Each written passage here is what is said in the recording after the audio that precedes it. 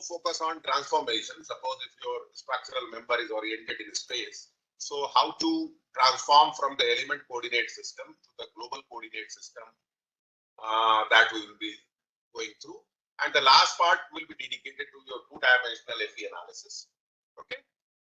So to start with, as we all know that any physical system, we can do mathematical modeling of any physical system.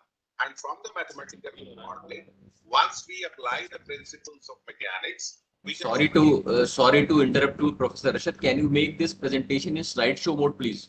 Okay. Sorry. Is it now okay? Yes, it is okay now. Thank you. Sorry, sir. So this is probably the first slide. I was just giving you a brief introduction of the original, what are the different contents of this. So we know that any physical system, once we do mathematical modeling and when we apply the principles of mechanics, we can obtain the governing differential equation or integral differential equation. Now these differential equation or integral differential equation may be linear, may be non-linear, may be exact, may be partial. So in order to derive information about the physics of the system, we have to solve these differential equations. Okay. So what are the different approximate analytical solutions available that we are going to focus on? So the basic steps in the solution of your differential equation is we have to start with approximation of the approximate solution. Now, generally, depending upon your differentiability requirement of your original differential equation, we assume a polynomial as a solution. Now, this polynomial will be consisting of some constants. Now, these constants are to be evaluated. So, the condition for assumption of polynomial is basically based on differentiability requirement. Suppose if you are having a third order differential equation, so as per differentiability requirement, your approximate solution must contain number of terms such that it can be thrice differentiated. Okay, and it should be a complete polynomial. So suppose if you are assuming a solution for displacement u as a0 plus a1x plus a2x square plus a3x cube based on your differentiability requirement, where a0, a1, a2, etc. are constant. So you cannot skip the in-between terms. So you cannot take it as a0 plus a2x square plus a3x cube. You have to be considering the linear variation of x also. This is the meaning of your completeness of the polynomial. Now, once you have assumed the approximate solution, the next thing is to determine the constants in the approximate solution. Now, these constants are approximated by substituting the boundary conditions given in the problem or given with your physical system. One end is fixed, both ends are fixed, simply supported. The other end cannot support the force or movement. Depending upon many combination of boundary condition, we try to evaluate the coefficients of the approximate solution. Okay, and then after substitution of the boundary condition, we will be able to estimate some of the constant in the approximate solution, and some of the constants will be still remaining. Now, these constants are to be evaluated by substituting back into the original differential equation. Once you substitute back the approximate solution in the original differential equation, you'll be getting the residual. Okay.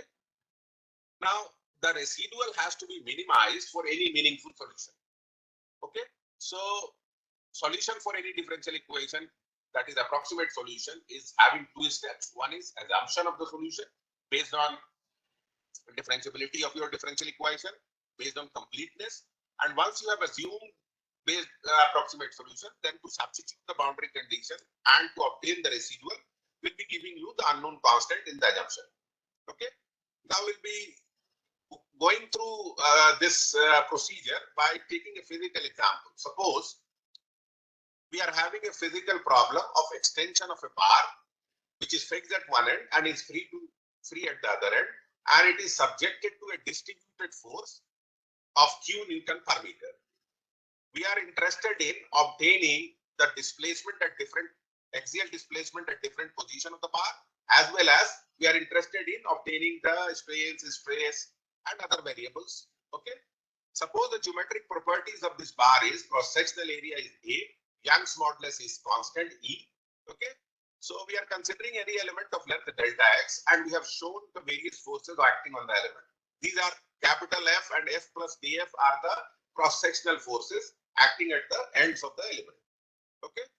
So when you do the equilibrium of forces along x direction, you will be getting a differential equation df by dx plus your distributed force q is equal to 0. Now from the stress strain relationship, assuming the material to be linear elastic and isotropic, the stress is Young's modulus times the strain. Now strain is going to be equal to du by dx, where u is the axial displacement of the bar when subjected to an external force q Newton per meter. So when we do the substitution, we can obtain the governing differential equation. Now from the nature of the differential equation here, you can see that it is d by dx Ea du by dx plus q is equal to 0. So actually it is a second order differential equation. So we have to solve this differential equation. In order to solve this, the first condition which we are going to satisfy is the differentiability requirement. So it is a second order differential equation. So the assumed approximate solution should at least be differentiable twice. Okay. So based on the differentiability requirement, we assume the solution for axial displacement u as a0 plus a1x plus a2x square. Okay. Now these constants a0, a1 and a2 are to be determined from the boundary conditions. So when you substitute the boundary condition from the physics of the problem, you can see that one end is fixed. So at the fixed end, there won't be any axial displacement. Okay. And the other end is free. So the free end won't support any axial force. So these are the two boundary conditions which we have to substitute in order to evaluate A0, A1 and A2, which are constants in the assumed approximate solution. So when we substitute the first boundary condition, we get u is equal to 0 at x is equal to 0. So A0 is coming out to be 0 for fixed free bar. Now the second boundary condition is the second end cannot support an axial force. So Ea du by dx at x is equal to L is going to be equal to 0. So ultimately you will be getting the second coefficient A1 in terms of the third coefficient A2. Okay. So your approximate solution becomes u is equal to A2 x square minus 2lx. Okay. Now you have to determine this coefficient A2 because A1 and A2 are interrelated based on the second boundary conditions. Now in order to evaluate this A2, we substitute this approximate solution back into the original differential equation to get the residual or the unbalanced force. So differentiate u with, twice with respect to x and substitute back in the original differential equation. Your original differential equation was this. So residual is the differential equation when you have substituted your approximate solution. So u was coming out to be a2 x square minus 2lx. Differentiating it twice with respect to x, we are getting it is d2u over dx square as twice a2. So when we substitute back, we will be getting residual as Ea in terms of the unknown coefficient a2. Now, for any meaningful solution, we have to minimize this residual or the unbalanced force. So making Rd equal to 0, we can evaluate A2 as this. Okay. So the approximate solution after the substitution of boundary condition and minimization of the residual becomes this. Okay. So we have solved, starting from a physical problem, we have converted it into differential equation based on the physics of the problem. When you substitute the boundary condition and minimization of the residual, we are getting the solution. That is the displacement at any spatial location in terms of x. Okay. Agar humne, if we had assumed the approximate solution to be the next higher, in order to improve the accuracy of the estimate, suppose u a0 plus a1x plus a2x square plus a3x cube agar assume kiya hota, in that case, when you substitute the boundary condition, okay, you will see that ultimately, when you calculate the residual, you will see that in the residual, there are two coefficients which are coming, A2 and A3, which are to be evaluated. Now, when you substitute Rd is equal to 0, you will only generate one equation. However, the unknown to be determined is 2. Okay, so you cannot solve this. because the requirement is you have to generate as number of algebraic equation as the number of unknowns in the unknown left in the residual. Okay, so what to do? The next thing is your weighted residual method. In order to generate the number of algebraic equation equal to the number of unknowns left to be determined for the solution of your differential equation, if it is greater than that, then we will go for weighted residual methods. Now, the weighted residual methods calls for minimization of the total residual over the entire domain. Okay, so for the physical system, you will be knowing if it is a one-dimensional problem, the domain will be 0 to L. If it is a two-dimensional problem, the domain will be along the x direction, along the y direction, both. Okay, and if it is a 3D problem, the domain will be in the three Cartesian directions, x, y, and z. Okay. Now, this weighted residual method is also used to obtain approximate solution for both linear and nonlinear differential equation. Here, we multiply a weight function with your residual. Boundary condition आपने substitute किया. Boundary condition substitute करने के बाद हम approximate solution के कुछ coefficient मालूम हो गए, कुछ unknown है. Then substituting back into the differential equation, we calculate the residual. And once you have calculated the residual, we calculate the weighted residual by multiplying unknown weight function with your residual. Now, the number of unknown weight functions to be chosen is equal to the number of unknown constants to be determined. Okay, so we minimize this weighted residual over the entire domain. So WI इसलिए लिखा है कि अगर पिछले case में हमको residual में A2 और A3 निकालना था, तो हमको दो वेट फंक्शन चूज करने पड़ेंगे इन दोनों को निकालने के लिए, ताकि हम दो इक्वेशन इवॉल्व कर पाए. Okay, so we have to choose number of weight function equal to the number of unknowns. Now, there are a number of weighted residual methods which are used for approximate analytical solution of differential equation. The most common is Babnov-Galerkin. Then we have Petrov-Galerkin, least square method, collocation methods. Collocation methods are of two types, point collocation and domain collocation, that we will see one by one. So, starting with Babnov-Galerkin method, it is the most popular method. And in this case, weight functions are chosen as the coefficient of unknown constant in the approximate solution.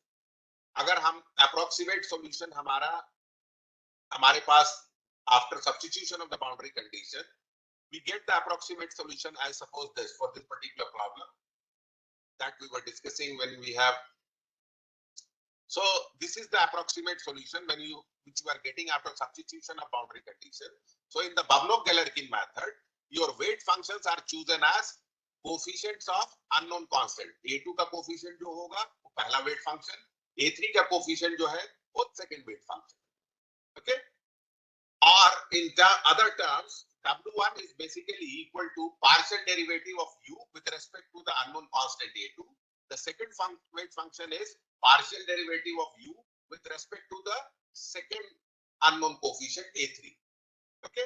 Now, once you have evaluated W1 and W2, we can generate two algebraic equations by minimizing the weighted residual over the entire domain.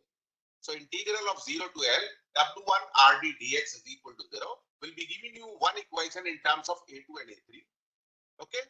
And minimization of W2 into RD over the entire domain gives you another algebraic equation in terms of A2 and A3. Okay. So, once you get two algebraic equations in two unknown constants, you can determine these two unknown constants A2 and A3. Okay, this is about Babnov-Galerkin. In different method, the choice of weight function is different.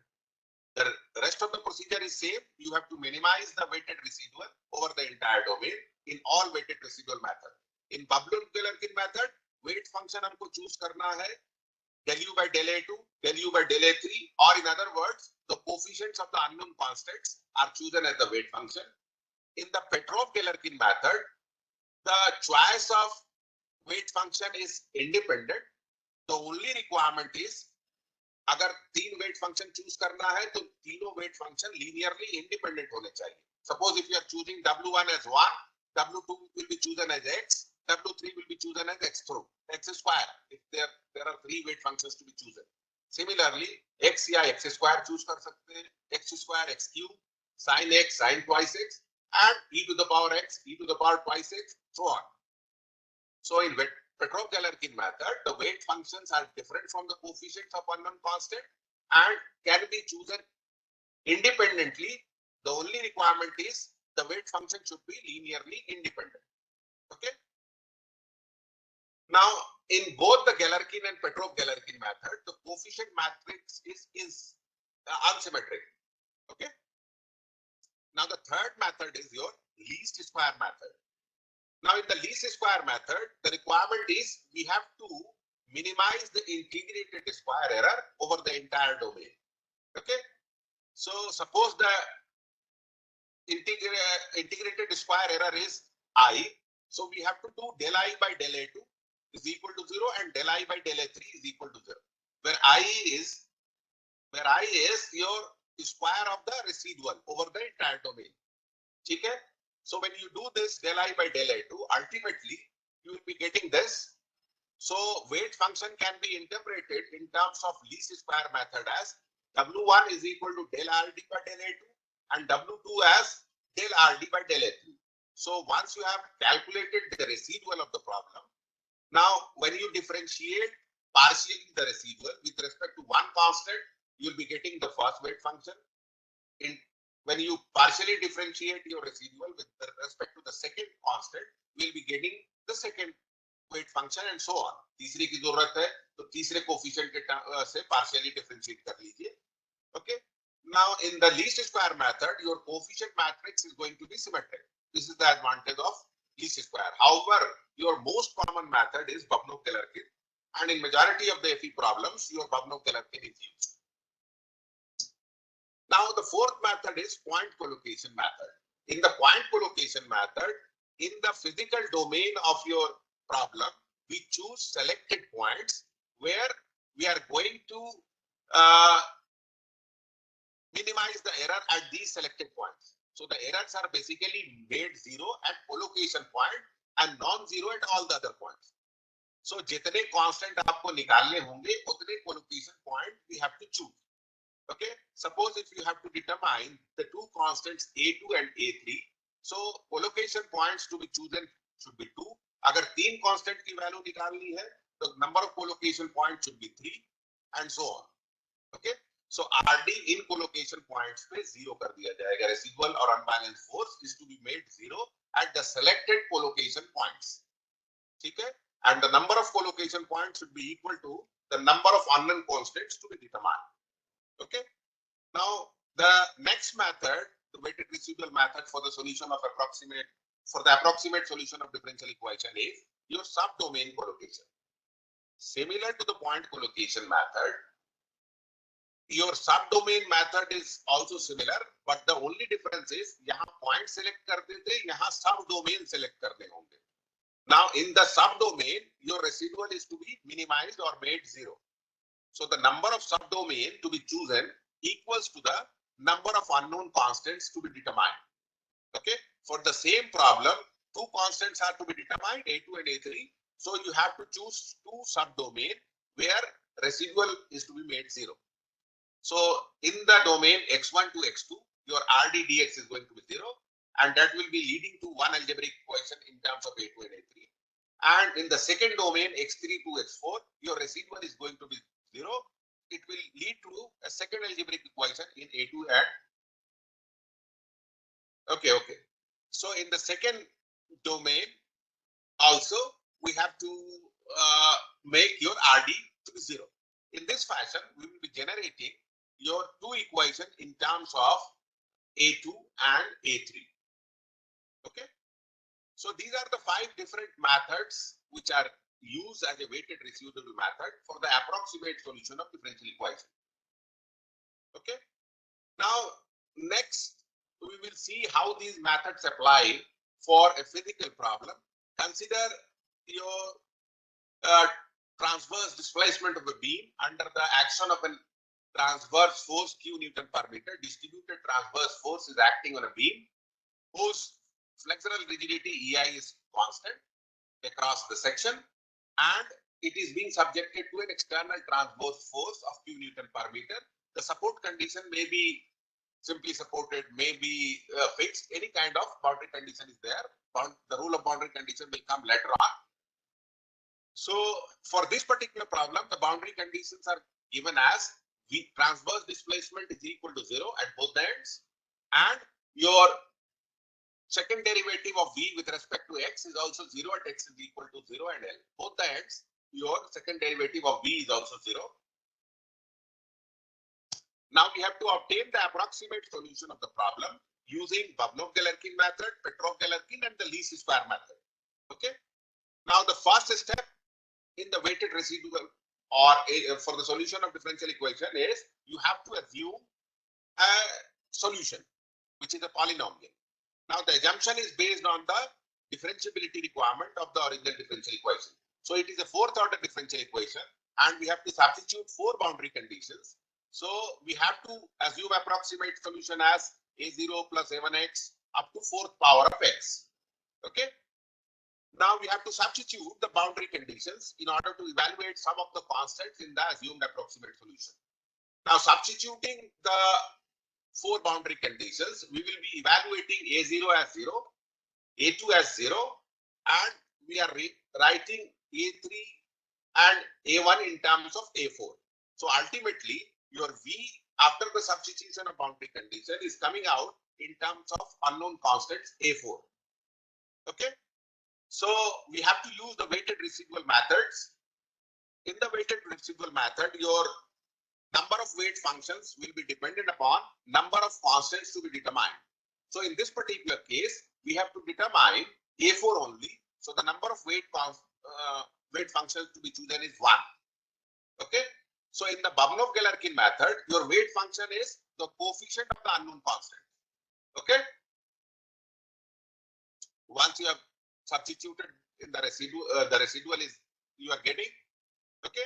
In the Galerkin method or the Babnov-Galerkin method, your weight function is derivative of the unknown function with respect to your constant or the coefficient of the unknown constant. Both are same. Now we have to minimize the weighted residual over the entire domain. So multiply the weight function with your RD or the balance force and equate it to 0. So we will be evaluating the unknown constant as this. So once you have evaluated the unknown constant, we can have the solution for your axial displacement of the bar subjected to transverse displacement of the bar subjected to a transverse force Q Newton per meter. Okay. Now the next is we have to use Petrov-Galerkin method for the same problem. In the Petrov-Galerkin method, the weight function is independently chosen. So suppose the weight function is chosen as 1. Okay, we have to choose only one weight function.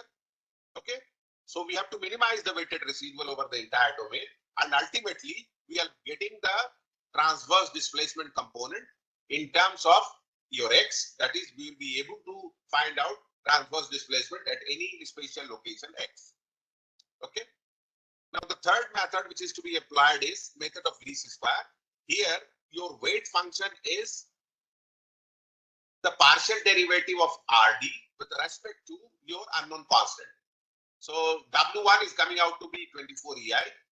We have to minimize the weighted residual. So weight function multiplied by residual integrated over the entire domain equated to 0. We will be getting the unknown constant A4. Okay.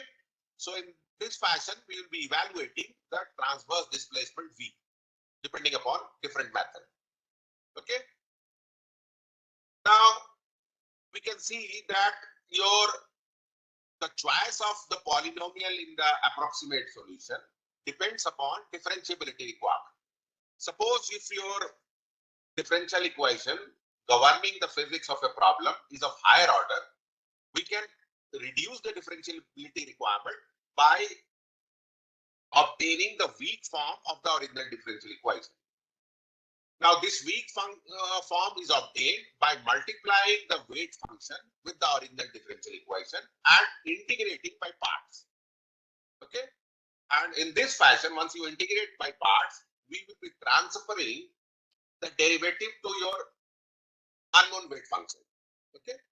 So once you do this, we'll also be able to identify the primary variable, the secondary variable, and the corresponding essential boundary condition and the force boundary condition. Okay. Suppose we have started with the same differential equation as we have chosen initially for governing your axial displacement of the bar subjected to an axial distributed force Q Newton per meter. So basically, it's a second order differential equation. If your EA is constant, we can take it outside, and EA dQ over dx square plus Q is equal to 0. Now the weighted residual statement is integration over the domain 0 to L, weight function multiplied by RD dx is going to be equal to 0. So the weighted residual statement is written by multiplying the weight function with your residual and equating it to 0. Now when you do integration by part, okay, first function, that is your weight function as it is, integration of the second function.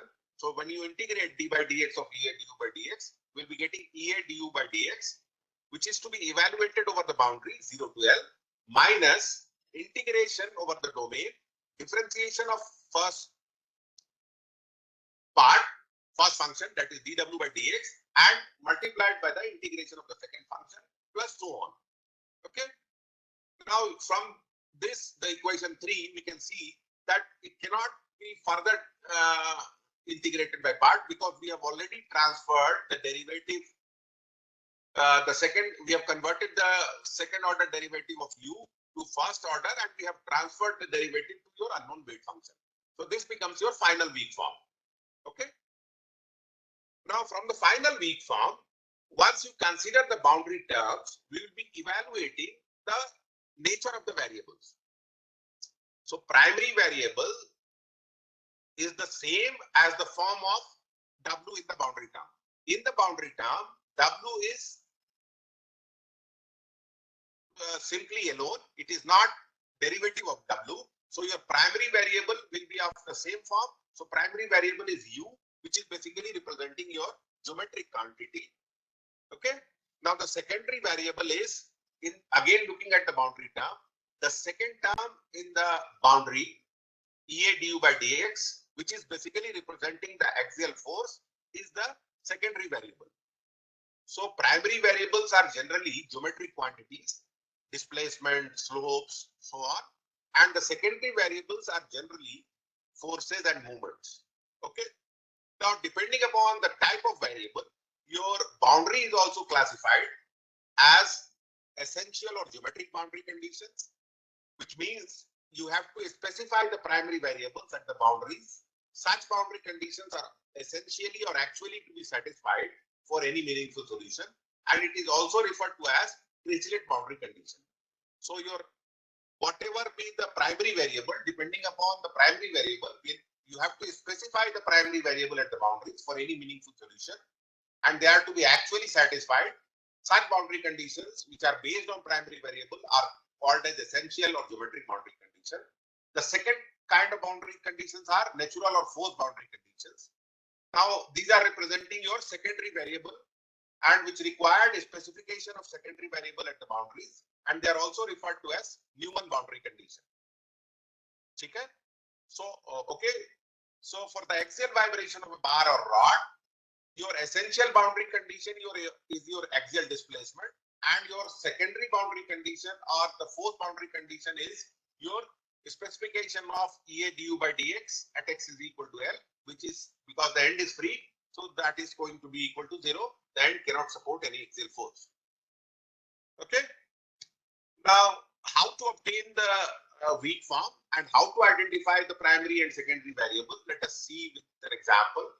Consider a fourth order differential equation governing the transverse displacement of a beam when it is subjected to an axial transverse force Q Newton per meter. Now, once you write the weighted residual statement, that is multiply unknown weight function with your residual, which is the original differential equation, integrate it over the domain and equate it to 0. Then we integrate by parts in order to transfer the derivative from the unknown variable to the unknown weight function. So when we integrate by part, we'll be getting one boundary term, first weight function as it is, integration of the second function. Okay, so one of the derivative vanishes, minus integration over the domain, derivative of the first function, that is dw by dx, and integration of the second function. and so on. So here you can see when you have done integration by part once, we have transferred one derivative from your unknown variable to the unknown weight function. So still your unknown variable is having third order derivative, where it is your weight function is a single order derivative. So we can integrate again by parts so that we can further transfer the derivative to the unknown weight function. So when you do an integration by part, you will be getting two boundary terms. Okay, and the third integration term, you can see that now your variable is also a second derivative of x, and your weight function is also a second derivative of x. So we have transferred the derivative differentiability requirement to your unknown weight function. So this becomes your final weak form. Now from the final weak form, we have to identify the primary and secondary variable. Now see the boundary term. In the first boundary term, your form of W is without any differentiation. So your first primary variable becomes V, same form as W. Second, refer to the second boundary term. Now in the second boundary term, your W is having derivative with respect to x. So the second primary variable becomes dV by dx. So for this particular problem, there are two primary variables. One is V and the second one is dV by dx.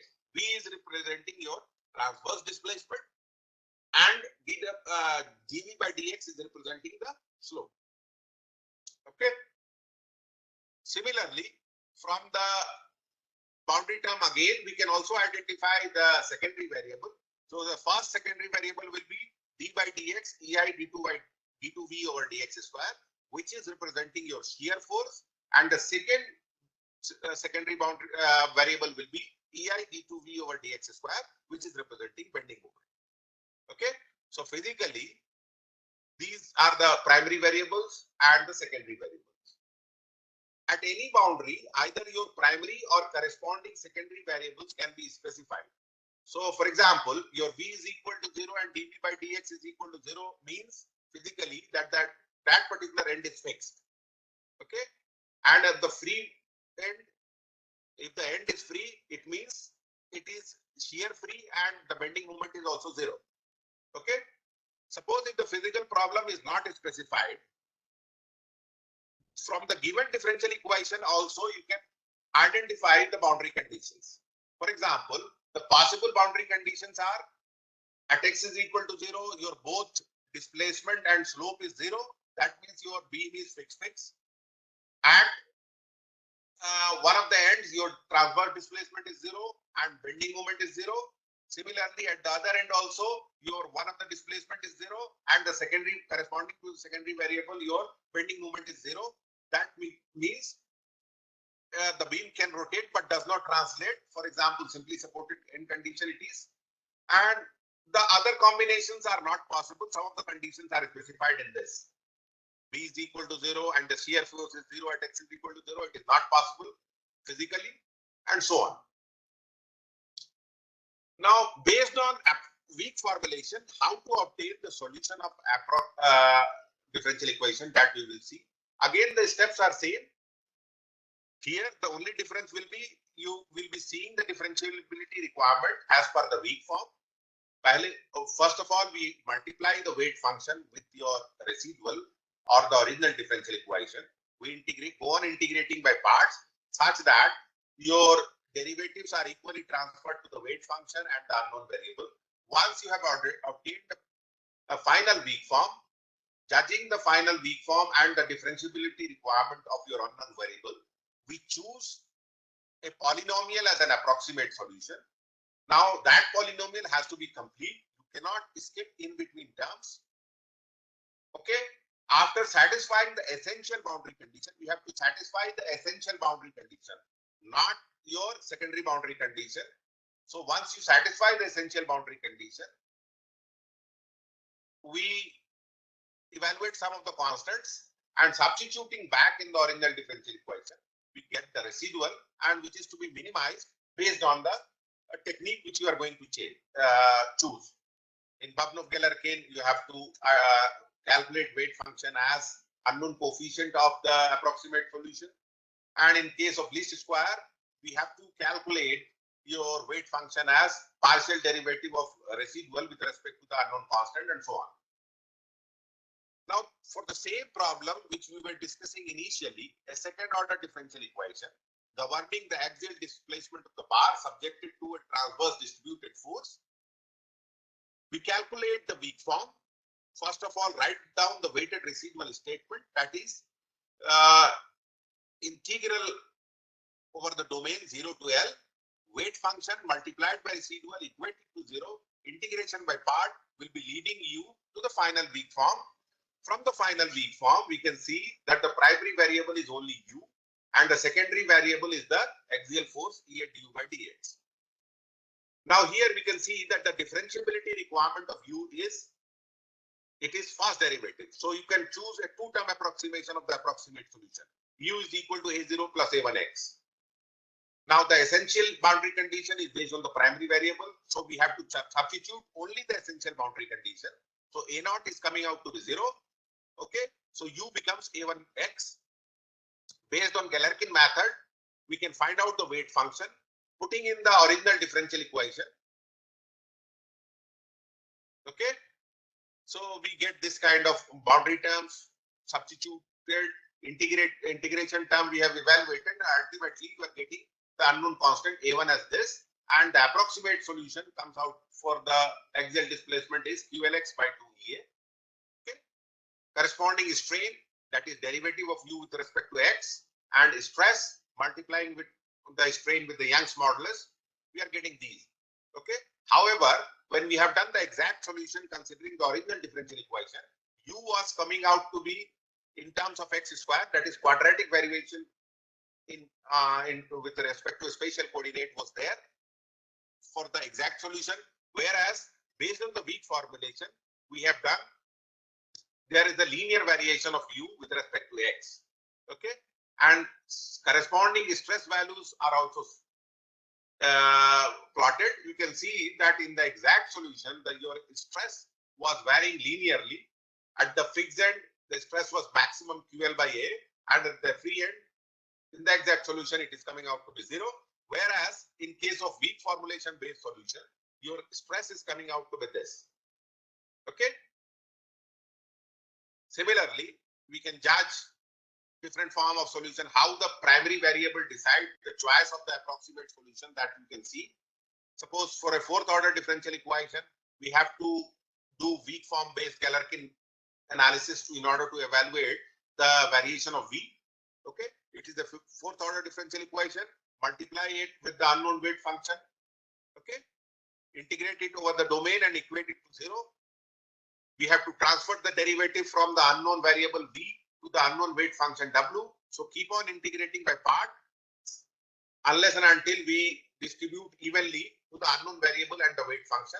So this becomes your final weak form. Refer to the final weak form. Identify the primary variable, which is coming out to be V and dV by dx from judging the boundary term. And the secondary variables are EI d3V over dx cube, which is representing your shear force, and EI d2V over dx square, which is representing your bending moment. Okay. So from the boundary terms, we have identified primary variable and secondary variable. So as per the differentiability requirement, you can see that we have converted a fourth order differential equation into a second order differential equation. So from the differentiability point of view, this kind of solution a0 plus a1x plus a2x square, that is a three-term approximation, was sufficient from the differentiability point of view. But we have to satisfy the essential boundary condition. Okay. So for this particular problem, there are 4 essential boundary conditions you can see. At x is equal to 0, both the displacement and slope is 0. At x is equal to L, both the slope and displacement is 0. So we have to satisfy these 4 essential boundary conditions. So your two-term approximation cannot satisfy these 4 essential boundary conditions. So we have to add 2 more terms in order to satisfy the essential boundary condition. So, okay, we have to assume this. If we had assumed a 3-term approximation, all the boundary condition could not have been satisfied, because for that particular purpose, we have to add 2 more terms in addition to the what is required from the differentiability requirement. So this becomes the approximate solution in order to satisfy the differentiability as well as the boundary. Okay. Now substitute this back into the final weak form. Okay. So when you substitute in the final weak form, this is going to happen. Okay. Now we have to determine three constant A2, A3, and A4. So three different weight functions have to be chosen. If you are using Galerkin method, the weight functions are derivative of the approximate solution with respect to the constant. So the first one weight function is del V over del A2. The second weight function is del V over del A3. And the third weight function is del V over del A4. Okay. Now substitute back into the original differential into the final weak form. We will generate as number of algebraic equation. As first, initially we will be substituting W1. Okay. That will lead to a one equation in three unknowns A2, A3, and A4. Then we substitute W is equal to W2 in the final weak form to generate the second algebraic equation. Similarly, W is equal to W3 will be leading to your third algebraic equation in terms of constants A2, A3, and A4. Now, solving these three algebraic equations simultaneously, we can evaluate A2, A3, and A4. Okay. This was regarding your weak formulation based approximate solution using different weighted residual method. Next, one important term is your integral function. In mechanics, if you are having the differential equation and when we find out the weak form, okay, now the final weak form will be giving you an idea about the total potential energy of the system, even without knowing the original system. Okay, so that term is referred to as integral function. So once you are having simply a differential equation without having any knowledge of the physical problem, we can estimate the potential energy of the, strictly speaking in terms of mechanics, from the differential equation also, we can judge the potential energy of the system. Okay, how it is done?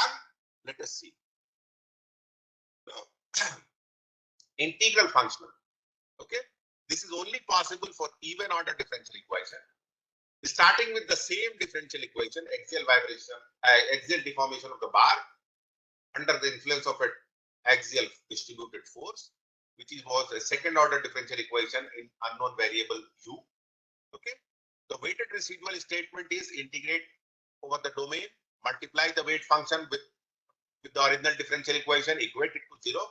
Okay, integrate it by parts, we will be obtaining the final weak form, that is transfer derivative from the unknown variable to the unknown weight function.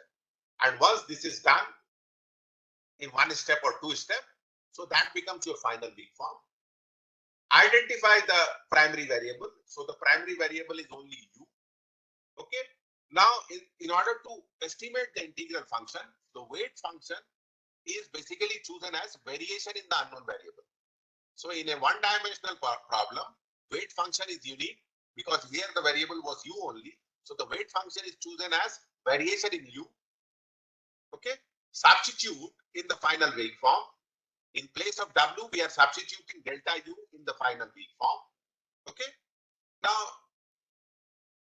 here you can see that the boundary terms EA du by dx is nothing but your axial force. Okay. So suppose the axial force at x is equal to L is denoted by Fl, and the axial force at x is equal to 0 is being denoted by F naught. Okay. So you can rewrite this final weak form in terms of variation in the unknown variable as Fl delta UL minus F naught delta U naught, that is we have evaluated this boundary term, minus integration over the domain. We are replacing W with delta U. Okay. So integrating and multiplying throughout by -1, you will be getting this equation.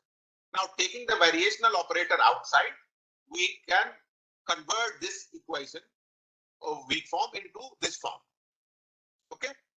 Now, when you take out delta, the term which is remaining within the delta term is representing your integral function. So basically, your problem is minimization of delta I. That is, delta I is equal to 0. minimization of I. Okay. Now this I is referred to as integral functional. Okay. So which is consisting of potential of the cross-sectional forces, the first part, strain energy, and potential of the external force. So integral function is basically consisting of three parts, potential, and when you correlate with mechanics problem, so this is nothing but the total potential energy possessed by the system. So the total potential energy is the sum of the strain energy plus potential of the cross-sectional forces, okay, plus potential of your external forces. So the integral function is basically representing the summation of these three energies, and in mechanics, this problem is basically minimization of potential energy. So all the static problem you can do with minimization of the total potential energy possessed by the system. Okay. Alternatively, we could have obtained the strain energy directly from the physics of the problem. Strain energy is sigma x square upon 2e into volume. Okay. So the strain energy of this particular element is stress multiplied by strain volume. Since we are considering a bar, okay, where the cross-sectional dimensions are very small corresponding to the length. So area term is over here. So we have to evaluate over the length of integration of 0 to L sigma xx epsilon xx. So strain energy is coming out to be same. If the same problem, in order to find out the total potential energy, we could have done it alternatively also. Rather than coming back from the original differential equation to the energy term, we could have evaluated the energy term directly from the physics of the problem. Okay, the strain energy was this.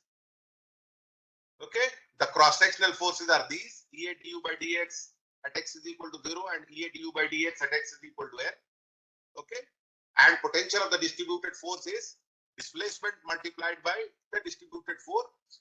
Since the force is distributed, so the total energy is integration over the domain u times q dx. In mechanics, this integral function I is interpreted as the total potential energy of the system. Now, with this background, we will now move over to your finite. Let us consider one problem to obtain the weak form and the associated integral function before getting into the finite element. Okay. Suppose if you are having a fourth order differential equation,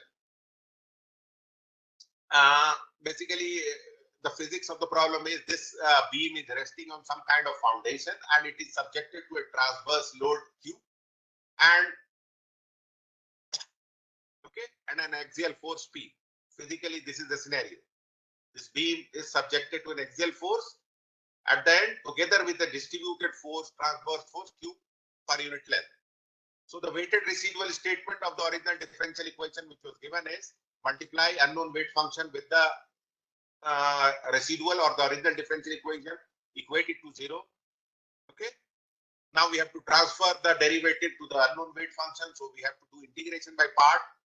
Now once you have done it, you can see that is still your unknown variable is thrice differentiated with respect to x, whereas your unknown weight function is only once differentiated. So we have to do integration by part again.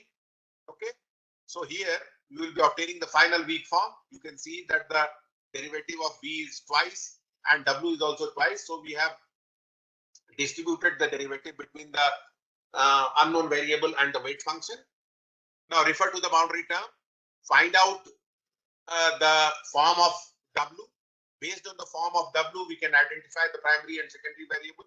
So for this particular problem, the primary variable is v and dv by dx. From here also you can correlate. So the primary variable is of the same form as w. So the form of w is w and dw by dx in the boundary term. So the primary variables are v and dv by dx. The secondary variable is the leftover term. So d by dx, ei d2v over dx square, which is representing the shear force, and ei d2v over dx square, which is representing the bending moment. So we have identified the primary and secondary variable. Next is we have to obtain the associated integral function. In order to obtain the integral function, we can take w as variation in the unknown variable. So w is replaced by delta v. Okay. Now once you have replaced w with delta v, evaluate the boundary terms. Okay. This is representing shear force and this is axial. So suppose shear force plus axial force at x is equal to L is represented by some force VL. Similarly, shear force at x is equal to 0 plus axial force at x is equal to 0 is represented by some quantity V naught. Similarly, the bending moment at x is equal to L and x is equal to naught are represented by ML and M naught.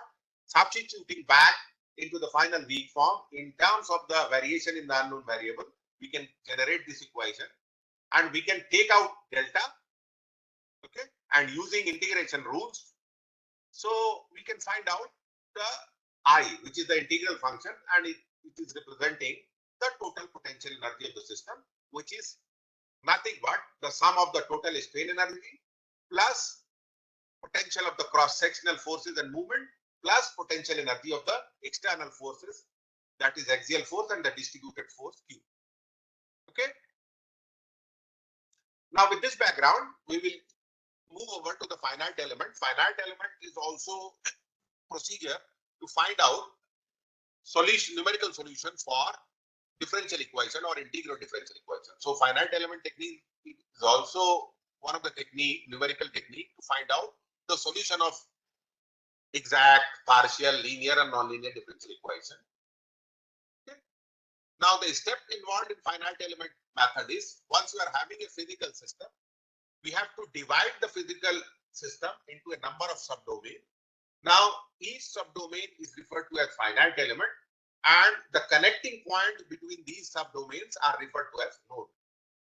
Okay, so once you have divided your physical system into number of elements, now the next step is to derive the element level governing equation. So element level governing equation, we have to assume approximate solution. Again, based on the differentiability requirement within the element, it should be, we will try to seek solution within an element, and then we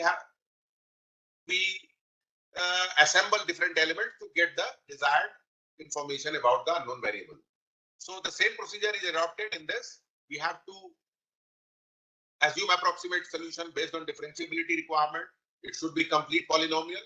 It should be geometrically invariant. That will be particularly for 2D and 3D problems where the domain is xy. So the assumed approximate solution should be such that a0x plus a0 plus a1x plus b1 of y plus xy term has to be added rather than adding x square. So this is meant by geometric invariant. You cannot add x square term without adding xy, such that interchangeability is maintained. Suppose if you replace x with y, there isn't going to be any effect. That is meant by geometrically invariant, that we'll see in case of 2D and 3D problems. And inter-element compatibility, that is the primary variable which you have identified from the differential equation. So that should be continuous across the element. This is the meaning of inter-element compatibility. And based on this, then we derive the governing equation, element level governing equation. Once you have obtained the element level governing equation, we have to assemble it. All the individual elements are combined, and this combination is based on imposition of continuity of primary variable and the balance of the secondary variables. These two things are to be kept in mind while doing assembly. Then we impose boundary condition. Once you impose the boundary condition, you will be generating a number of algebraic equations. Now the solution of these simultaneous algebraic equations giving you the unknown variables which are required. Okay. So once you get unknown variable variation in the primary variables, B, slope, etc., then we have to post-process within the element to find out the variation of secondary quantities. What is the variation in stress, strain across the element and over the entire domain, and so on. That is done for post-processing. So finite element consists of 6 different steps which have been listed. So we'll be discussing in detail the approach. We'll be starting with your basic one-dimensional elements. Okay. So the basic element, one-dimensional element is your two-noded truss element. Truss means when you are modeling only the axial displacement, U. So in that case, when your structural member or machinery member is subjected to axial force, so you can model it with by a combination of two-noded truss element. Now, the domain is there. We have divided the domain into a number of finite elements. We are concentrating on a single element. We have shown various displacement and forces on the acting on the element. U1 and U2 are the displacement at two nodal points of the element. Okay. Capital Q1 is the cross-sectional force acting at node 1. Capital Q2 is the cross-sectional force acting on node 2. And this element is subjected to a distributed force Q Newton per meter. Okay. So the total potential energy is combination of strain energy plus cross-sectional force plus potential of the external force. So the strain energy is half into sigma stress multiplied by strain into volume. Okay. Cross-sectional area of this is very small as compared to the length dimension. So we are taking A to be constant. So the strain energy is this. Potential of the distributed force is integration over the domain, axial displacement multiplied by the axial force integrated with respect to x. Okay. And these are the cross-sectional forces. So this becomes your total potential energy. From the total potential energy expression, you can see that the order of the differentiation of the unknown variable is a single. So you can assume approximate solution as A0 plus A1x as far as differentiability requirement is concerned. Now, once you have assumed the solution, we substitute the boundary condition. Boundary conditions are U is equal to U1 at x is equal to 0 and U is equal to U2 at x is equal to L. When you substitute these two boundary conditions, you can write A0 and A1 in terms of the boundary terms U1 and U2. Okay? Substituting back in the assumed approximate solution. So U can be written as a variation of U1 and U2. Okay. So when you rearrange in matrix form, U is equal to N1, N2 and nodal degree of freedom U1 and U2. Now this N1 and N2 matrix is referred to as interpolation matrix or the matrix of shape function, where the shape functions N1 is 1 minus x by L. The property of the shape function is N1 is going to be equal to 1 at x is equal to 0 and 0 everywhere. 0 at x is equal to L. Similarly, N2 is going to be equal to 1 at x is equal to L and 0 at x is equal to 0. Okay. So U is written in terms of the interpolation matrix and vector of elemental degree of freedom. Okay. In order to substitute in the total potential energy expression, we have to evaluate your strain term du by dx. So epsilon xx is nothing but your du by dx. In terms of shape function, you can write it as this: derivative of the shape function with respect to x and elemental degree of freedom. So epsilon xx, which is nothing but your du by dx, is multiplication of the B matrix and the elemental degree of freedom vector, where B is referred to as gradient matrix or the strain displacement matrix. Substitute it in the integral function or the total strain energy expression. So we can write it in as this, because your du by dx whole square is there. So your du by dx is represented by B times your dE. So writing in matrix form, you can write this as this. Okay. Similarly, the second term was your U into Q dx. U is nothing but H times dE. So substituting in this, so this becomes the total potential energy expression in terms of the shape function and the gradient matrix. Now for equilibrium, we know that we have to minimize the total potential energy. So delta I is equal to 0 gives this. Okay. Now integrating and rearranging after taking your delta term outside, you will be getting the element level governing equation, which is coming out to be this. Okay.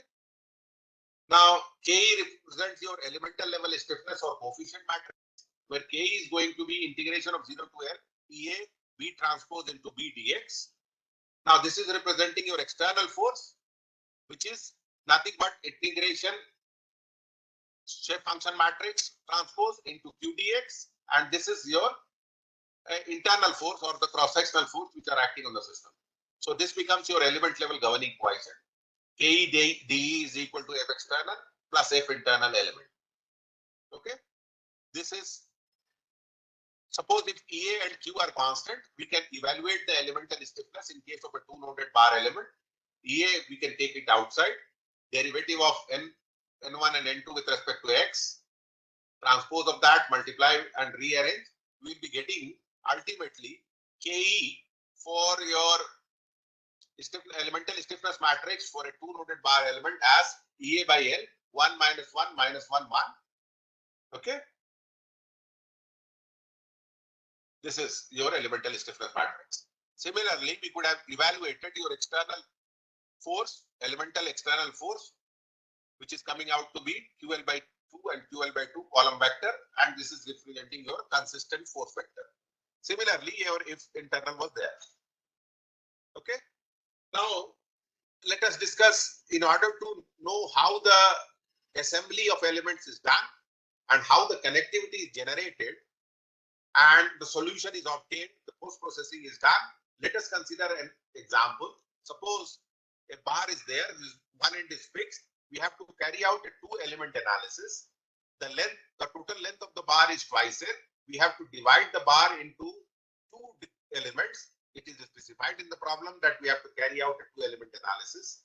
And the bar is subjected to a distributed axial force Q Newton per meter.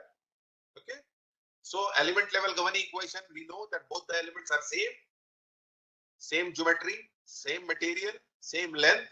So for both the elements, your element level governing equation is same. KE is equal to EA by L, 1 minus 1 minus 1, 1. F external is also same. F internal is also same for both the elements 1 and 2. The next thing is you have to combine these two elements. That is, you have to do assembly. For the assembly, we have to draw your connectivity chart. So in the assembly, we have to do connectivity. In the element 1, your local coordinate, local nodal value 1 is global 1. Local 2 is global 2. Agreed? So in the connectivity for element 1, your local 1 coordinate is global 1. Local 2 node is your global 2 node. However, in element 2, your local 1 is your global 2. Local 1 is global 2.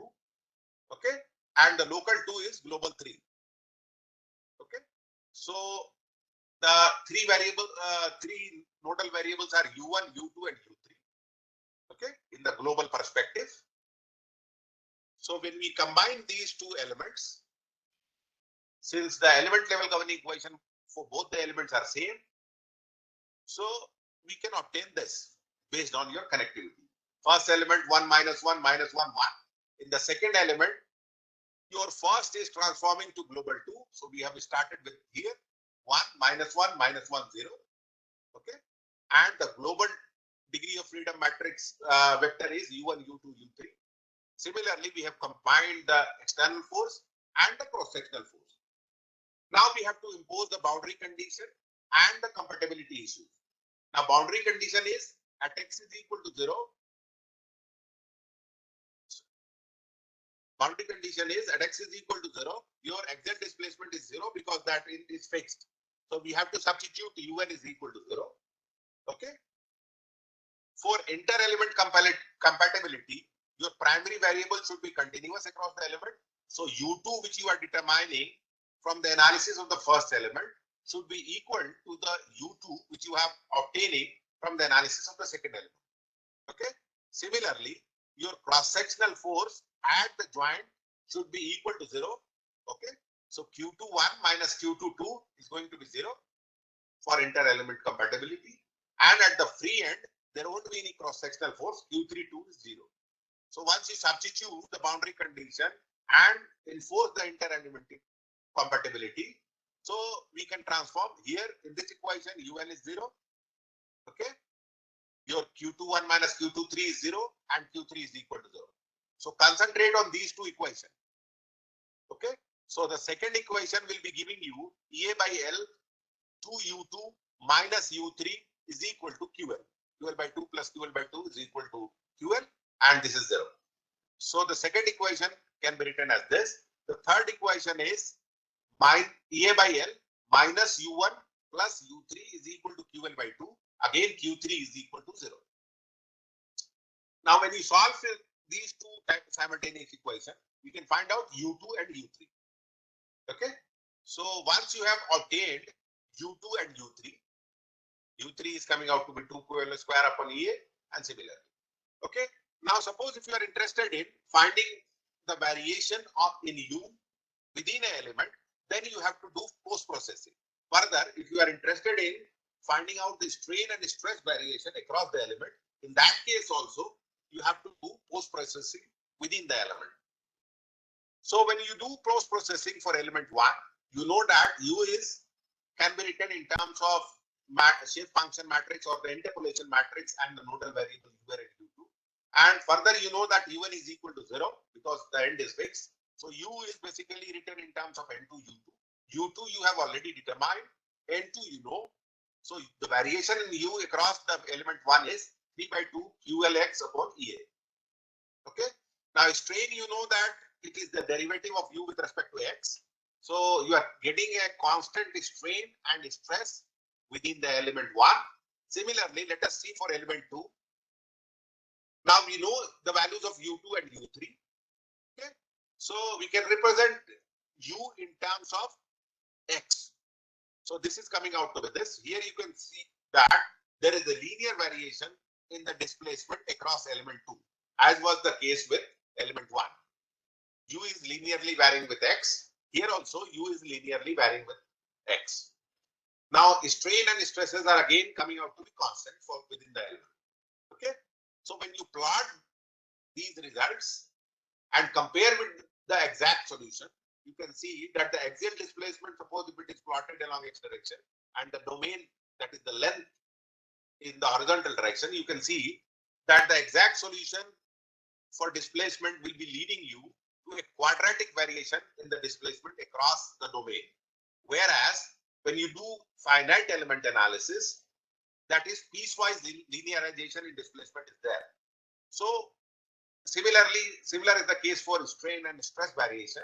In the stress variation, you again obtain the variation of U in the exact solution was cubic, whereas the stress variation was quadratic. Whereas in case of finite element two element solution, the displacement variation was linear and the strain variation was constant across the element. Okay. So when you want to refine the results, the number of elements to be considered should be very large.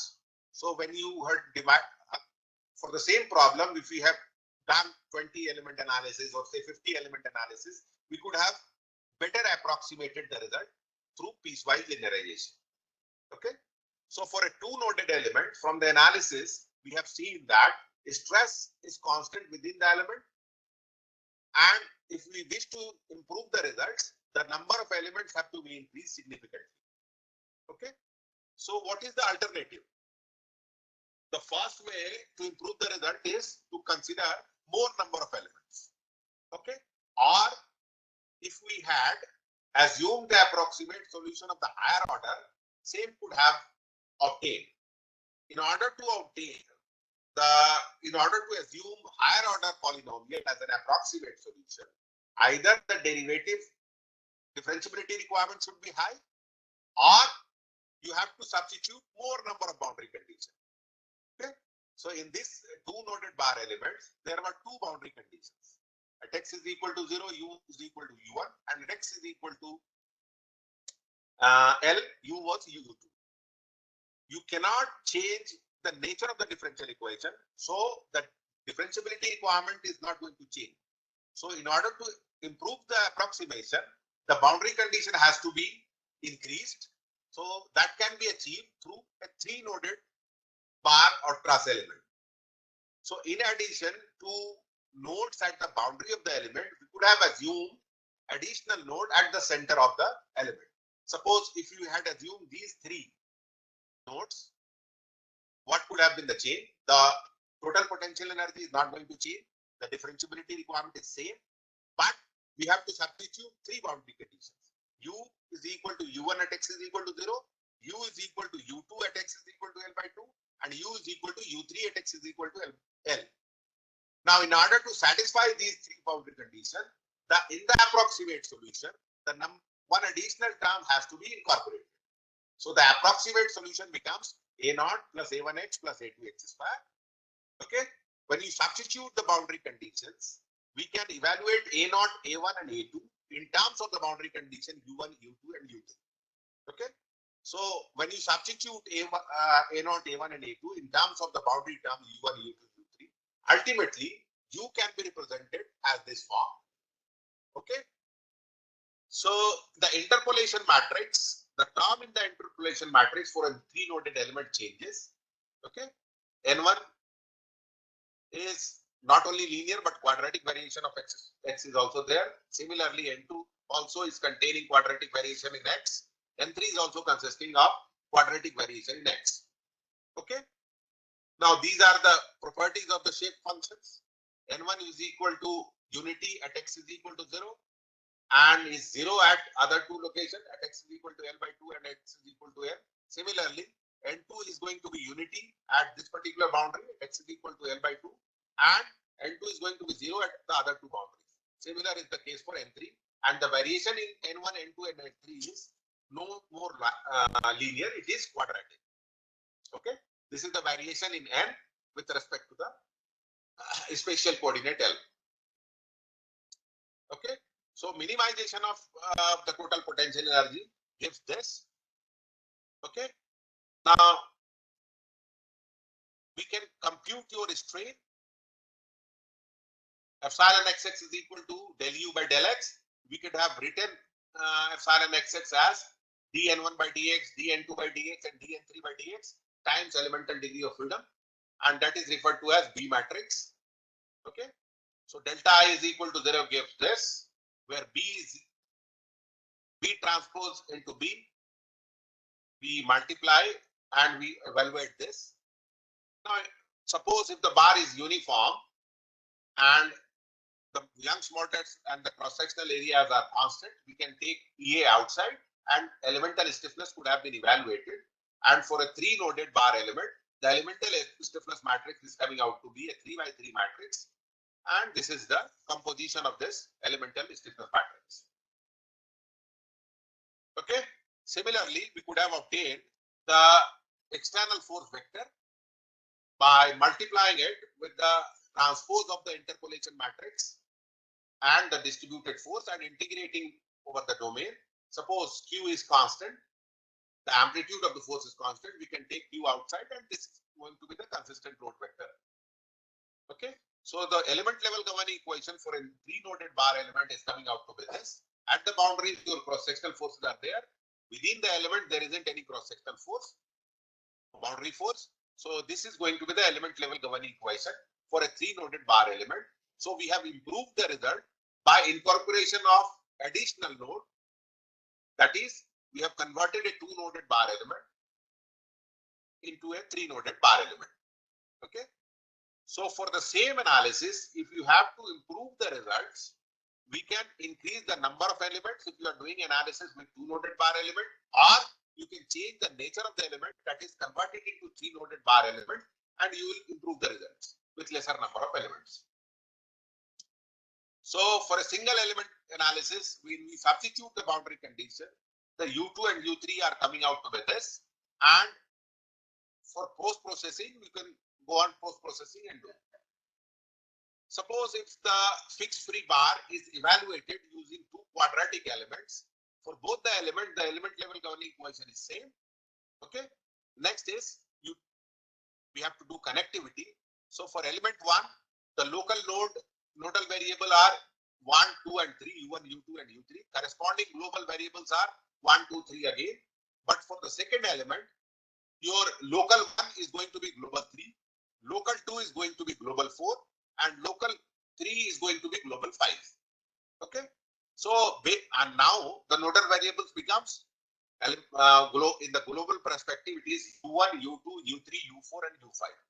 So this is the element global degree of freedom vector consisting of U1, U2, U3, U4, and U5. Assembly is done as far as the connectivity chart is concerned.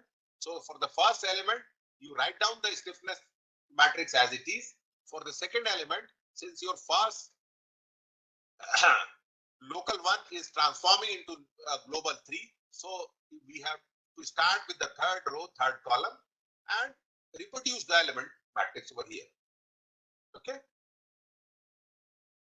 next is we have to impose your inter-element compatibility, and we have to substitute the boundary condition. For a fixed free bar, your U1 is going to be 0. Similarly, at the free end, the cross-sectional force or the boundary force is 0, Q5 is 0. And for inter-element compatibility, your Q31 minus Q32 is going to be same. Okay? Q31 is going to be equal to Q32. So this term is going to be 0. So this is 0. And in this expression, these terms are 0. Okay. So you can generate 4 equations in terms of U2, U3, U4, and U5. And the simultaneous solution of these 4 equations will be giving you U2, U3, U4, and U5. Okay. So once you obtain U2, U3, U4, and U5, we can do post-processing within the element to find out the nature of variation in the unknown variable as well as the strain and stress across the element. Okay. So this was regarding your, if you want to capture the physics of physical system which are subjected to axial forces and undergoing axial displacement only. So we can model such kind of physics by using 2-noded or 3-noded bar element. They are referred to as bar element, axial elements. Now next in line is your beam element. So if you are willing to model transverse displacement, okay, when your machinery component or a structure is subjected to loading such that it is undergoing purely your transverse displacement, in that case we have to model it by using beam elements. Now based on the displacement field, we can use Euler-Bernoulli beam elements or Timoshenko beam elements or other higher kind of elements. We will be discussing Euler-Bernoulli beam element and Timoshenko beam element. Now in case of Euler-Bernoulli beam theory, the basic assumption is before and after deformation, any straight line will remain straight. Okay. Second assumption is cross-sectional dimensions are very small as compared to length. So the transverse displacement V is varying across X only. There isn't any variation in Y direction. Okay. The third assumption in the Euler-Bernoulli beam theory is there isn't any change in angle between tangents of deformed and undeformed configuration. That is, shear strain is going to be equal to 0. Okay. So based on these 3 assumptions, we define the displacement of any arbitrary point P which has moved to P dash in the deformed configuration. So the displacements are U at any spatial position xy is going to be equal to U naught x minus y theta zx, where theta z is the rotation of the arm. So, and dxy is purely a function of x only. There isn't any variation in the transverse displacement across the thickness. Okay. Corresponding to this displacement field, which is obtained based on Euler-Bernoulli beam theory assumption, we can find out strains. Epsilon xx is equal to del u by del x. Okay. So this is going to be the strain, epsilon xx. Similarly, the shear strain is 0, gamma xy is 0. So your theta z in this expression is nothing but equal to derivative of v with respect to x. Okay. Similarly, your sigma yy and sigma zz are 0. Now this Euler-Bernoulli beam element is valid if your ratio of length to the radius of gyration of your beam is greater than 20. Otherwise, it will be giving you incorrect results that we will see how to improve the result. We will be moving over to the Timoshenko beam element and so on. So the stress-strain relation for a linear isotropic elastic material is sigma xx is equal to E times epsilon. So we have calculated sigma xx. Now, in order to obtain the governing differential equation, there are 2 methods. One is we can equate the forces or moments, or we could have calculated the total energy, total potential energy possessed by the beam. Okay. Now let us approach with your force and moment balance. Now the various forces acting on an element of delta x, of length delta x is shown, where suppose the element is also subjected to an axial force Qx per unit length together with a transverse force Q Newton per meter. Okay. Now the shear force at end A is V, at end B is V plus dV or delta V, and moments are M and M plus delta M, delta X apart. Now the cross-sectional force M and M plus delta M at end A and B. Okay. So when you resolve the forces in vertical direction, you will be generating this equation dV by dx plus q is equal to 0. And when we resolve forces in the horizontal direction, this is going to be dn by dx plus qx is equal to 0. Now when we take movement of all the forces about point A, we will be generating a third equation, that is dm by dx plus v is equal to 0. Okay, or differentiating once more, this is going to be the case. So from when we make necessary substitution, ultimately you will be getting d2m upon dx square minus q is equal to 0. Now, since we know that the bending moment is the area integral of sigma xx into y dA, okay, substitute in terms of strain, we will be ultimately getting in terms of displacement field this expression. Okay. Now, if y is equal to 0 plane is in the centroidal plane, then area integral of y dA is going to be equal to 0, and area integral of y square dA will be giving you second moment of area, that is Izz. Okay. So in the bending moment expression, this term will vanish, and we will be getting bending moment as Eizz d2v over dx square. Now, making use of equation this, ultimately we will write down the governing equation governing the transverse displacement of the beam, and we can evaluate the shear force as well as the axial force if it is required. And in case if there isn't any axial force acting on the element, your u naught will be 0. Okay. So this okay. So this equation, it's a fourth order differential equation governing the transverse displacement of the beam is obtained using your force and moment balance. Okay, and we could have calculated your shear force and moments.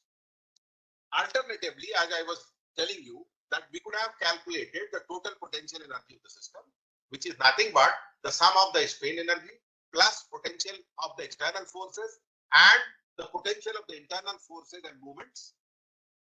Okay, so strain energy is volume integral of E times sigma xx into epsilon xx. Making necessary substitution, we could have obtained strain energy as this, assuming that there isn't any axial force. We are purely discussing the case of a beam which is subjected to a transverse force. Okay, so the strain energy is this in terms of second moment of inertia and Young's modulus of the beam material. The total potential energy is this strain energy plus potential of the transverse distributed force plus the potential of the cross-sectional force, potential of the shear forces, and potential of the movement components. Okay. Okay. So when we have done your force and movement balance, we had obtained a fourth order differential equation in terms of the unknown variable V. Whereas when we have approached the problem through your energy formulation, we have obtained a second order differential equation. So in the strong form equation, we could have got this equation by doing weak formulation, that is multiplying with the weighted residual, and we could have transferred the derivative to the unknown weight function, and we could have obtained the same differential equation from your strong form also. Now from the total potential energy expression, we can identify the primary variable and the secondary variable, we can see. And for inter-element compatibility, we can see that the primary variable is transverse displacement and its derivative. So it is representing your C1 continuity. That is, variable along with its derivative has to be continuous across the element. So that kind of continuity is called as C1 continuity. Okay. So what should be the order of the polynomial in the approximate solution? Because we have to substitute these primary essential boundary condition. So a 4-term approximation is required. However, your differential equation is of second order. So as far as differentiability requirement is concerned, A naught plus A1x plus A2x square is sufficient. But since we have to substitute these 4 boundary conditions, so 4-term approximation is a must for the solution of this. Now, in terms of elemental displacement nodal variables, the nodal variable are V and the derivative of V with respect to X. Okay, so we are discussing a 2-noded Euler-Bernoulli beam element. So V is assumed as this. Substitute the boundary condition. We could have written V in terms of V1 and V2. Okay, so at X is equal to 0, this. So ultimately, V is written in terms of V1, theta 1, V2, theta 2. Theta 1 and theta 2 is nothing but the derivative of V with respect to X. That is also a primary variable. So the nodal degrees of freedom are basically representing your primary variables. Okay. So V is in this case is written as, since it is dependent upon, it is based on C1 continuity. So this shape matrix of shape function is referred to as Hermite interpolation or shape functions. Okay. So V is represented in terms of elemental degree of freedom vector V1 theta 1 V2 theta 2 and multiplication of Hermite interpolation matrix with your elemental degree of freedom. Okay. Now substituting for d2v over dx square, d2v over dx square can also be written in terms of the Hermite interpolation function and your degree of freedom vector, and the double derivative of Hermite interpolation function with respect to x is representing your strain displacement matrix. Once you have obtained the expression for d2v over dx square, substituting back in the total potential energy expression in terms of your these interpolation vectors, we could have obtained your element level governing equation, which is again of the same nature. Elemental stiffness matrix multiplied by the elemental degree of freedom vector must be equal to F internal vector plus F external vector. Okay. Now, if the continuity is of the primary variable alone, it is referred to as C naught continuity. And if the continuity requirement is variable and its derivative, it is referred to as C1 continuity. That I had already told. So elemental stiffness matrix for an Euler-Bernoulli beam can be evaluated once you integrate D and these terms over the entire domain. So when we do the necessary calculation, the elemental stiffness matrix for a Euler-Bernoulli beam is coming out to be this. Okay. Similarly, the elemental force vector. Okay, consistent load vector. So we could have done a 2-element analysis and the connectivity chart just to show you connectivity. We could have generated a connectivity for element 1. We see that node 1 is consisting of translation as well as rotation. So globally, local and global are same for element 1, whereas for element 2, the local 1 is going to be equal to global 3, and rotation coordinate the local 2 is going to be global 4, and so on. So accordingly, when you do assembly, we do the necessary we keep in mind the connectivity chart and we do the assembly. Impose the boundary condition and enforce inter-element compatibility, we will be getting the solution. So for inter-element compatibility, we can see that V21 minus V12 is going to be equal to 0, and there won't be any movement at the joint. Otherwise, there will be rotation. Okay, so when you impose these boundary condition and enforce inter-element compatibility, we can obtain the solution for transverse displacement across the element. When you do post-processing, we can also find out a strain and stress variation across the element and so on. Now, in case of Euler-Bernoulli beam element, your shear strain was assumed to be 0. So, in case of beam where L by radius of gyration is less than 20, your Euler-Bernoulli will not be giving you appropriate result. So, in that case, we use Timoshenko beam element, where we assume that the shear strain is not equal to 0. So when you write down the displacement field in case of this, uxy is equal to u naught x minus y theta z, and transverse displacement is equal to vx. Okay. Again, we could have obtained the governing differential equation based on force and moment balance, or else we could have written your total potential energy expression consisting of strain energy, potential of external forces, potential of cross-sectional forces, and so on. Okay. So ultimately, this is the form of total potential energy which we are getting. Okay. So you see that the differentiability requirement in terms of V is 1, and differentiability requirement in terms of theta is also 1. But these are two different variables. Theta is independent of V. Okay. So we could have assumed a two-term approximation for V and theta, different two-term approximation. Okay. When you back substitute and do out the same finite element procedure, substitute in the integral function, obtain the strain displacement matrix, matrix of shape function, and so on. Back substitute, we could have obtained the element level governing equation for a Timoshenko beam element. Now, till now, we have discussed only your distributed force. If a point load is also acting at any special location, we could have incorporated the potential of your concentrated load by doing this. We could have evaluated the multiply the transverse displacement at the spatial location of the concentrated load and multiply with the concentrated load.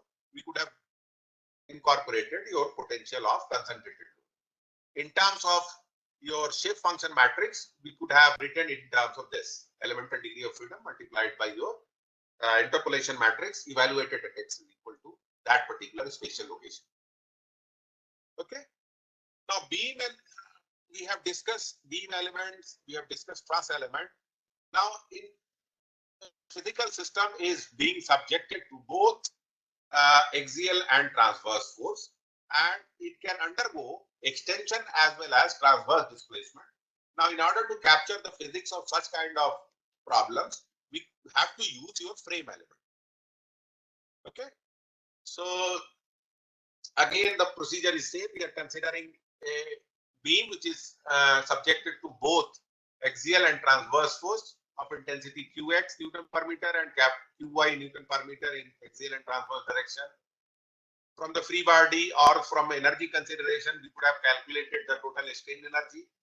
Once you have calculated the total strain energy, then we have to find out the total potential energy, which is the combination of strain energy plus potential of the distributed force along x direction, potential of the distributed force along the transverse direction, and the cross-sectional forces and movements, potential of these.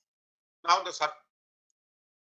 so ultimately, when you do the same finite element procedure, we could have obtained the Hermite interpolation function for transverse displacement and the axial displacement. When you combine this, your elemental degree of freedom is u v theta. Okay, and we are considering a two-noded frame element. So u naught 1, u v1 theta 1 at the first node, u naught 2 v2 and theta 2 at the second node. So necessary substitution, ultimately the interpolation matrix is written, which is a combination of shape function and Hermite interpolation function. We are using Euler-Bernoulli beam element.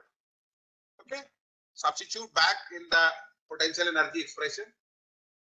We could have written the elemental stiffness matrix in terms of these constant. Okay, so this is coming out to be the elemental stiffness matrix for a frame element. Similarly, we could have estimated the force vector, which is coming out to be this consistent load vector, and internal force vector is in terms of axial force, shear force, bending moment. We could have written the internal force. So that for a frame element, we have established the element level governing equation. Okay, so now next in line is your transformation, why it is required. Now we have modeled these truss, beam and frame elements along your elemental coordinates. Suppose if your element is skewed in the space, okay, that is, it is rotated in the space, and your global coordinates are different from the elemental coordinate. Okay, suppose if you are doing a 2D truss transformation, let us consider a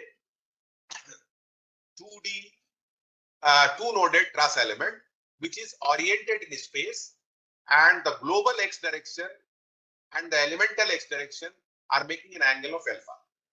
Okay. So we have to transform this elemental coordinate into global coordinate. We know that in terms of global coordinate, your u1 can be written in terms of capital U1 and V1, where V1 is the displacement along y direction and capital U1 is the displacement along x direction. So the axial displacement of the bar along its own axis can be written in terms of global coordinates, capital U and V as this. So this becomes the transformation matrix cos alpha sin alpha 0 0. So the elemental degree of freedom was U1 U2. The global degrees of freedom becomes capital U1 V1 U2 and V2. And this is the transformation matrix. So your element level governing coefficient in terms of the global degrees of freedom has been changed to this. When you pre-multiply with the transpose of your transformation matrix, we can redefine the element level governing equation in terms of global coordinate. This is the meaning of 2D transformation. When you are interested in finding out the displacements in global perspective rather than elemental perspective, we need to do transformation. Okay, this was regarding 2D transformation when your bar is oriented about x or y axis. Now 3D transformation, if your bar is skewed in 3 dimensions, so how to transform the elemental coordinate into global coordinate, that we see. Suppose alpha, beta and phi are the angle made by your global coordinate capital X, Y and Z with respect to the elemental coordinate x, small x, then in that case, we can transform the elemental degrees of freedom into global degrees of freedom u, v, w, and this becomes the transformation matrix. And the trigonometric relations are shown over here. So the transformed element level governing equation in cases where your elements are skewed in space, making some angles with all the 3 axes, can be written as this. Okay. Similarly, the first 2 expressions for your transformation. Similarly, we could have transformed your frame element in the same fashion, and this is the transformed element level governing equation for a 2D transformation of a frame element. Okay, so basically, the global coordinates and your local coordinates are the number of terms are same in this frame element case. Now moving over to the 2D finite element analysis, any structural problem can be said to be of 2 dimensions if we can make reasonable assumption about the variation of the unknown parameters in the 3rd direction. Okay, the basic problems in 2-dimensional analysis are plane stress problem, plane strain problem, and axisymmetric problem. In case of plane stress, your structure is very thin compared to the other 2 dimensions and is loaded in its own place. For example, a thin disk is there. Okay. Similarly, in case of plane strain, if the length of the member or the element is very large, then we can reasonably assume that the longitudinal strain is 0. For example, torsion of a long uniform shaft. Axisymmetric problem. Suppose if the geometry of the structure and the material properties as well as support conditions and loading all are axisymmetric, such that the resulting deformation will also be axisymmetric, then, and it does not vary along the circumferential direction, we can reasonably assume the problem is that of axisymmetry. Now, in all these 3 cases, what is the constitutive matrix? Let us see.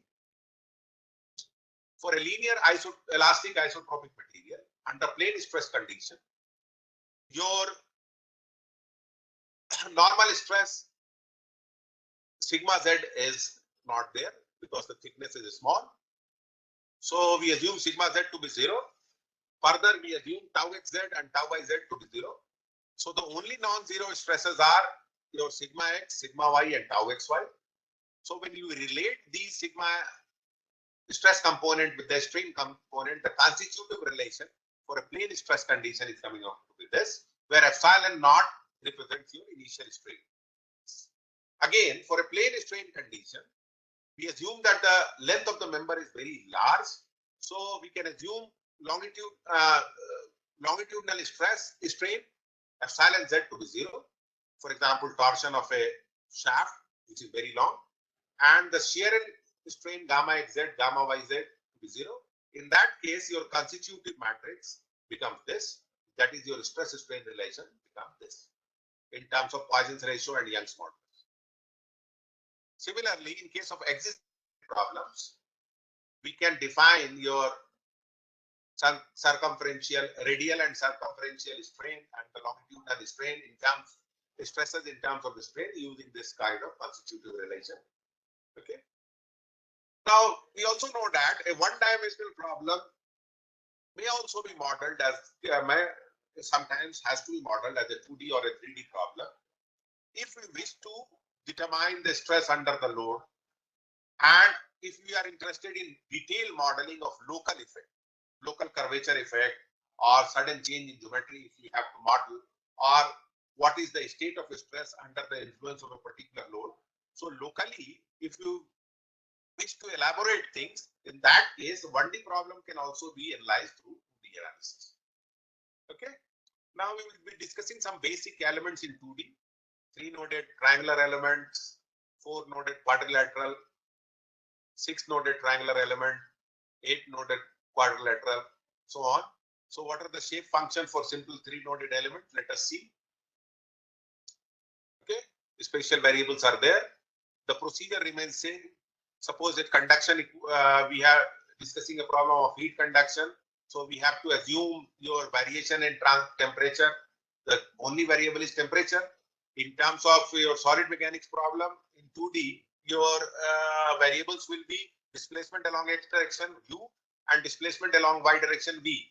In case of your thermal problems, the only variable is temperature. Suppose the problem is of heat conduction. So in that case, T is modeled as C0 plus C1x plus C2y. R U is A0 plus A1x plus A2y. V is in case of a 3-noded element. Okay. Nodal temperatures are these. Okay. Where C0, C1 and C2 are evaluated based on the coordinate of x and y. Okay. So the temperature variation in terms of xy coordinates can be written as this, where your delta represents the area of the triangle 1, 2, 3. Okay, area of this triangle. Once you know the coordinate x1, x2, x3, you can evaluate delta and we can evaluate t in terms of these coefficient x and y. Okay. Suppose a 3-noded standard finite element notation is there. Your shape function is, you can determine shape function as n1, n2, and n3 as 1 upon 2 delta, where delta is the area of the triangle, alpha I, beta I, and gamma I terms, where alpha and beta, gamma are defined in terms of xy coordinate. So once you substitute, we can obtain n1, n2, and n3, the 3 shape functions required. It's a 3-noded element. So the displacement in terms of the nodal variable or interpolation matrix, you can represent as this, where delta represents your elemental degree of freedom matrix vector and n is the shape function matrix. So when you do the detailed analysis with your triangular element, we see that in case of mechanics problem, the strain is remaining constant within the element. So it is representing a constant strain triangle. That can also be seen from the variation in this. T is varying linearly with x and y. So of course, u and v are also linearly varying with x and y. So the strain is derivative of your displacement. So once your displacement is linearly varying, of course the strain will be constant. Okay. So next higher in line is your 4-noded rectangular element. So for 4-noded rectangular element, the number of terms is this. Okay. So here, when you do necessary substitution, we can evaluate n1, n2, n3, and n4 in terms of the physical coordinates xy. Okay. It is referred to as a bilinear element. So in this case, the strain or heat flux may not be constant across the element. Now, another important aspect of 2D modeling is generally we do, we map your physical coordinate space with natural coordinate space zeta eta, where the variation in zeta and eta are -1 to 1. So a 1:1 correspondence between parent and child element is done. That is this is the physical coordinate space. We map it with the natural coordinate space.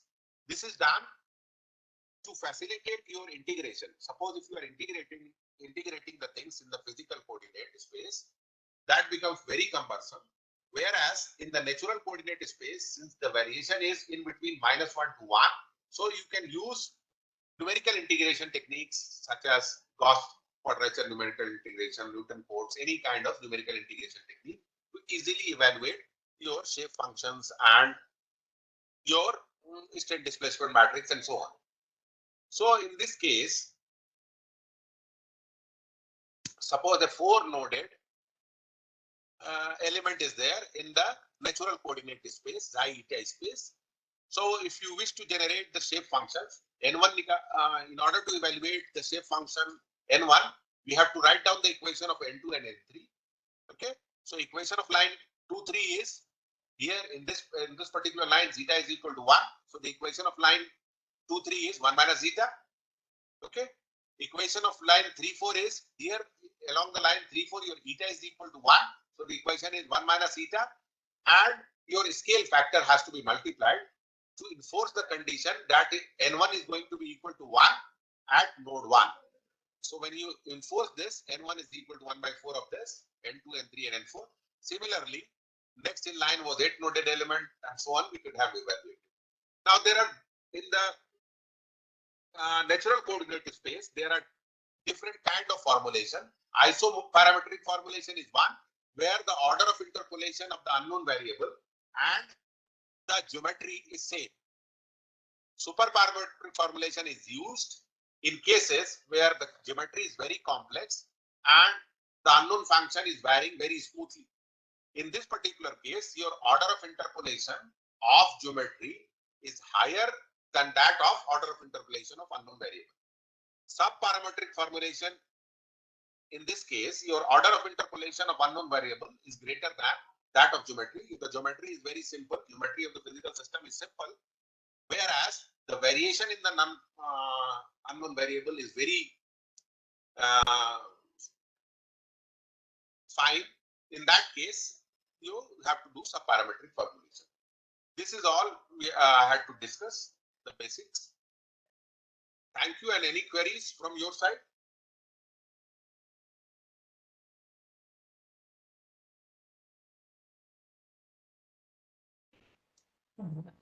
Thank you, sir. Thank you very much for this wonderful presentation. You have elaborated the numerical analysis process in quite a detail. It is really very informative and very interesting also. And I hope it will be really very helpful to the present researchers, especially for those who are pursuing masters and their PhDs. So I request the participant, if they have any query, then just raise the hand so that we will allow them to ask the questions. If any participants, they may ask the question by typing in the chat box also.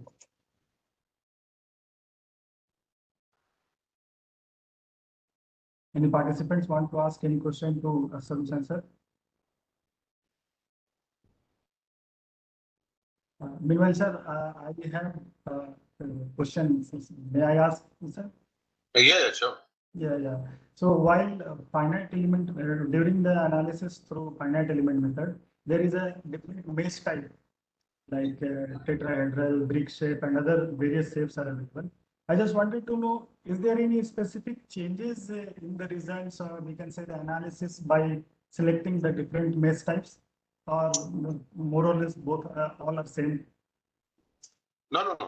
The choice of the element type depends upon the physics of the problem. For example, if you are carrying a 1D tetrahedral and other kind of elements are basically 3D elements that will also come into picture. I am giving you an example with an 1D element. Suppose if you are modeling a problem of only axial deformation, we Okay. have to choose your bar element. Suppose if you are capturing the physics of transverse displacement, that is transverse forcing function, and your structural member is only undergoing transverse displacement. In that case, you can choose beam element. And suppose in a 1D problem, if your structural member or machinery component can move along both the direction, transverse as well as axial, in that particular case, you can use frame element. Now, suppose if you are using a two-noded element, okay, two-noded bar element. Now, in order to get result closer to your exact solution, you have to increase the number of elements. Okay. Now, if the same is captured by a, say, for example, three-noded element, that is by placing a node within the element. So in that case, you are approximating by a higher order polynomial. So you can get a converged solution which is closely matching to the exact solution with lesser number of terms.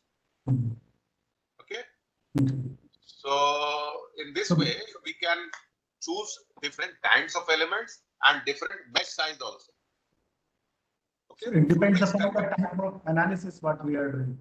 Yes, the choice of element is particularly dependent upon the type of analysis you are doing, and further refinement in that element, that is increasing the number of nodes and so on, can be done to improve the accuracy of the result with lesser number of elements.